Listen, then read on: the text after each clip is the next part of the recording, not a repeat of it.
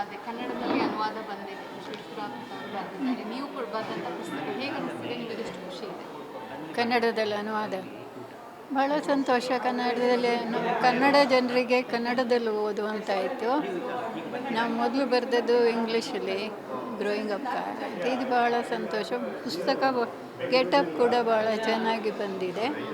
ಅನುವಾದವು ಭಾಳ ಚೆನ್ನಾಗಿದೆ. ಹೌದು, ನಿಮ್ಮ ತಂದೆ ಶಿವರಾಮ ಕಾರಂತರು ಅವ್ರ ಬಗ್ಗೆ ಒಂದು ಪುಸ್ತಕ ಬರೆದಿರೋದು ನಿಮಗೊಂದಿಷ್ಟು ಖುಷಿ ಇದೆ, ನೀವಾಗೆ ಬರೆದಿರುವಂಥದ್ದು, ನಿಮಗೆ ಎಷ್ಟು ಖುಷಿ ಇದೆ?